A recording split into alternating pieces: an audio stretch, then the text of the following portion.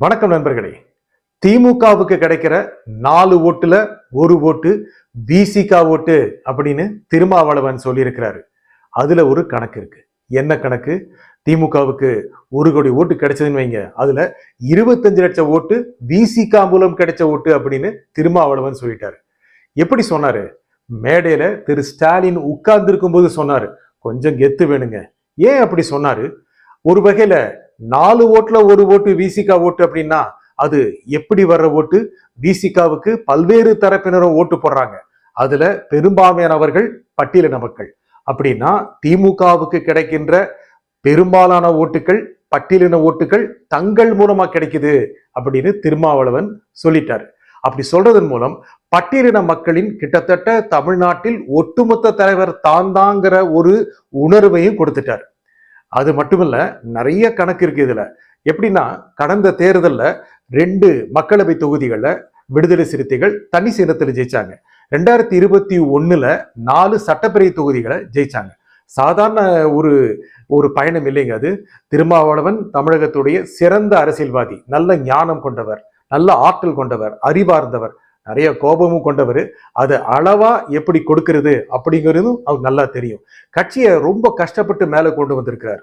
1999ல தேர்தலை சந்திச்சதுல இருந்து பல இடையூறுகள், 2001, 2004, 6, 9, 11, 2014, 16 அப்படின்னு சொல்லி ஏற்றத்தாழ்வுகள் நிறைய, ஏற்ற இறக்கங்கள் ரொம்ப நிறைய.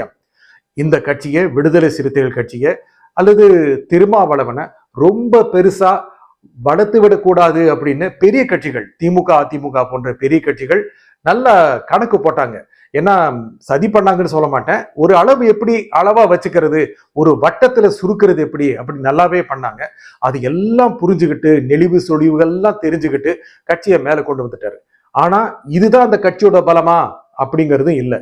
ஏன்னா அவர் பலமுறை சொல்லியிருக்கிறாரு, தனியா போட்டிட்டா தன்னுடைய கட்சியோட பலம் என்ன அப்படிங்கிறது தெரியும். தமிழ்நாட்டில் எந்த கட்சி தனியா போட்டி போடும்? திமுக போட்டி போடுமா, இல்ல அண்ணா திமுக போட்டி போடுமா? அப்படி இருக்கும்போது ஏன் விடுதலை சிறுத்தைகள் மட்டும் தனியா போட்டி போடணும்? இருந்தாலும் ஏதோ ஒரு சிறிய கட்சி மாதிரி அதை ட்ரீட் பண்றது சரியில்லை அப்படின்னு திருமாவளவன் சொல்லிட்டாரு.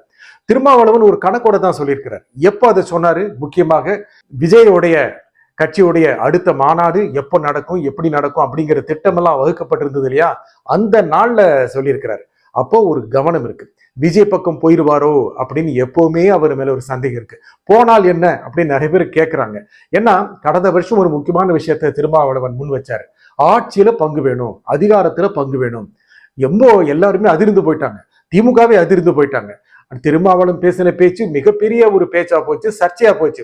அதுக்கப்புறம் அவரே சொல்லிட்டாரு, எப்பவுமே அது எங்க கொள்கைங்க, ஆனா உடனடியாக அதை வலியுறுத்த மாட்டோம், அடுத்த தேர்தலே இதை வலியுறுத்த மாட்டோம் அப்படின்லாம் சொல்லிட்டாரு.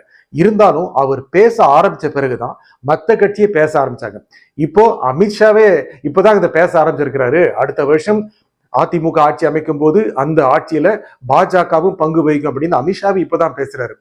எல்லா கட்சிகளுக்குமே, முக்கியமாக திருமாவளவனுக்கு அடுத்த தேர்தலில் 2 பெரிய திராவிட கட்சிகள், அதாவது திமுக அண்ணா திமுக, இந்த இரண்டுமே தனி பெரும்பான்மை அந்த 117ங்கிற மார்க்க தாண்டாது, 2 கட்சியுமே தாண்டாது அப்படின்னு எண்ணம் வச்சிருக்காங்க. இப்படி ஆயிருமோ அப்படின்னு 2 கட்சியுமே பயப்படுது. அண்ணா திமுகவும் பயப்படுது, திமுகவும் பயப்படுது. திமுக கொஞ்சம் அதிகமாவே பயப்படுது.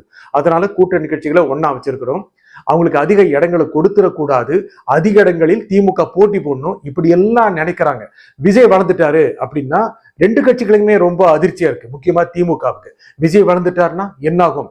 அவர் ஒரு 10-15% ஓட்டு பிரிச்சாருன்னா அது திமுகவுக்கு லாபம். ஒருவேளை அண்ணா திமுக ஓட்டை பிரிச்சுட்டாருன்னா அது திமுகவுக்கு சரிவா அமைஞ்சிருமோ அப்படின்னு நினைக்கிறாங்க.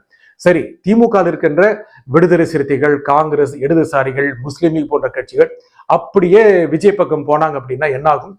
அந்த கூட்டணி நல்லா வெற்றி பெறக்கூடிய வாய்ப்பு இருக்கு அல்லவா? விஜய் என்ன தேர்தல் நின்றுட்டாரா, ப்ரூவ் பண்ணிட்டாரா அப்படின்லாம் கேட்க முடியாது. அவருக்கு பின்னால ஒரு கூட்டம் இருக்கு, அது ஓட்டா மாறும் அப்படின்னு எதிர்பார்க்கப்படுது. இந்த சூழ்நிலை தான் திருமாவளவன் என்ன எதிர்பார்க்கிறாருன்னா, கடந்த மக்களவை தேர்தலில் 2 தொகுதிகள் தனி சின்னத்தில் ஜெயிச்சதுனால 12 இடங்கள் அடுத்த சட்டப்பேரவை தேர்தலில் வேணும் அப்படின்னு நினைக்கிறார். குறைஞ்சது 12, 25 கூட கேட்கலாம் அப்படிதான் செய்திகள் உலவுது. அவர் மனசுலயே அப்படிதான் இருக்கு, அவருடைய கட்சிக்காரங்க வெளியே அப்படிதான் சொல்றாங்க. அந்த 25ங்கிற விஷயத்துல விடுதலை சிறுத்தைகள், முக்கியமாக திருமாவளவனுக்கு ரொம்ப முக்கியமான ஒரு இலக்கு இருக்கு. 25 திமுக கொடுக்குமா? சான்ஸே கிடையாது. ஒருவேளை விஜய் கொடுப்பாரா? வாய்ப்பு இருக்கு. அந்த 25 அப்படிங்கிற நம்பரை நோக்கி விடுதலை சிறுத்தைகள் உடனடியாக திமுக போக முடியாது. அந்த 12வது கிடைக்குமா அப்படிங்கிற ஆசையும் இருக்கு. அந்த 12வது கிடைக்கணும் அப்படின்னு திருமாவளவன் நினைக்கிறாரு. அதுக்குதான் அந்த கணக்கை சொன்னாரு. திமுகவுக்கு கிடைக்கின்ற 4 ஓட்டுகளில் 1 ஓட்டு விசிகாவின் ஓட்டு அப்படின்னு சொல்றதன் மூலம் தன்னுடைய பலம் என்ன அப்படின்னு திமுகவுக்கும் சொல்லியிருக்கிறாரு, மற்ற கட்சிகளுக்கும் சொல்லியிருக்கிறாரு. ஆனா இதனுடைய ரிசல்ட் என்ன ஆகும், இந்த கணக்குடைய விடை என்ன வரும் அப்படின்னு அடுத்த வருஷம் தான் தெரியும். பொறுத்திருப்போம். நன்றி, வணக்கம்.